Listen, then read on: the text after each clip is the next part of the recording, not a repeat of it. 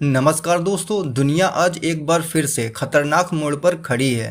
रूस ने अपनी परमाणु शक्ति से लैस पनडुब्बी और युद्धक जहाज अमेरिका के नाक के नीचे क्यूबा में खड़े कर दिए हैं। यह कदम इतिहास के उस सबसे डरावने पन्ने को ताज़ा करता है जिसे क्यूबन मिसाइल क्राइसिस 1962 के नाम से जाना जाता है।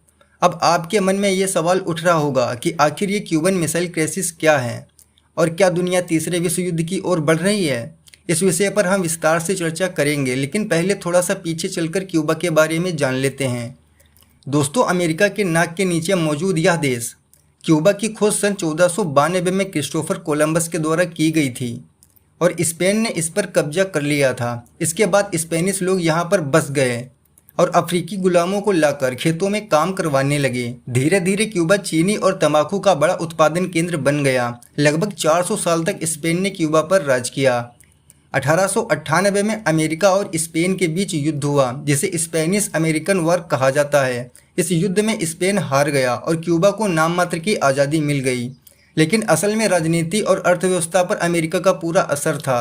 1950 के दशक में क्यूबा का तानाशाह फुल्जेंसियो बतिस्ता अमीरों के पक्ष में और भ्रष्ट के तरीके से शासन कर रहा था, जिससे गरीब जनता परेशान थी। तभी सामने एक इंसान आता है, फिदेल कास्त्रो, और उनके साथी चे गुवेरा। ये लोग अमेरिका के विरोधी को भारी संख्या में जोड़कर विरोध करते हैं। 1959 में यह क्रांति सफल हो जाती है और बतिस्ता को वहां से भगा दिया जाता है। इसके बाद फिदेल कास्त्रो ने समाजवादी सरकार बनाई और अमेरिका की कंपनियों को बाहर कर दिया।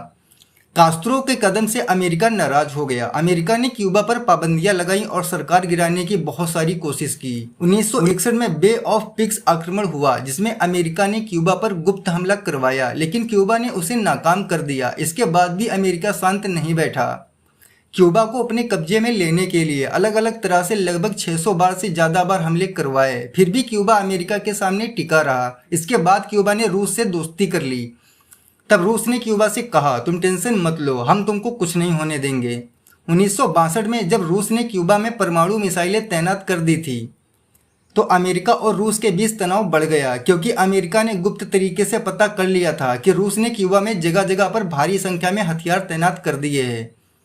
दुनिया परमाणु युद्ध के बेहद करीब पहुंच गई थी और पूरी दुनिया डरी हुई थी। अंत में खैर युद्ध नहीं होता है, बातचीत से संकट टल गया। इसी घटना को इतिहास में क्यूबन मिसाइल क्राइसिस कहा जाता है। और जब रूस और अमेरिका के बीच में जो युद्ध होने वाला था, वहां पर जो बातचीत से बात टल गई थी, युद्ध नहीं हुआ था, तो उसके पीछे का कारण यह था कि रूस ने अपनी कुछ शर्तें रखी थी अमेरिका के सामने। क्योंकि जब रूस ने क्यूबा में अपने हथियार और मिसाइलें तैनात कर रखे थे, तो इसी वजह से, इसी कारण से अमेरिका ने भी ईरान में अपने हथियार मौजूद कर रखे थे, तैनात कर रखे थे।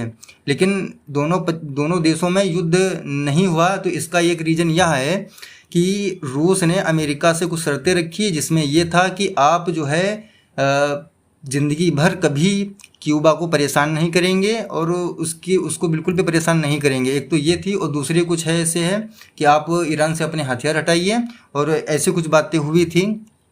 और इसके साथ में ये है कि इसकी रूस की इन बातों से अमेरिका जो सेटिस्फाइड हो गया, संतुष्ट हो गया, तो उसने रूस की बातें मान ली। इसी वजह से ये युद्ध टल गया था। और भी बहुत सारी बातें हैं और पता नहीं कितनी सच हैं कितनी नहीं। इसके बाद बात करते हैं कि फिदेल कास्त्रो ने लगभग क्यूबा पर 50 सालों तक शासन किया और 2008 में उन्होंने सत्ता अपने भाई राउल कास्त्रो को सौंप दी। आज भी क्यूबा पर कम्युनिस्ट पार्टी का शासन है। अमेरिका और क्यूबा के रिश्ते कई बार सुधरने की कोशिश के बावजूद भी पूरी तरह सामान्य नहीं हो पाए।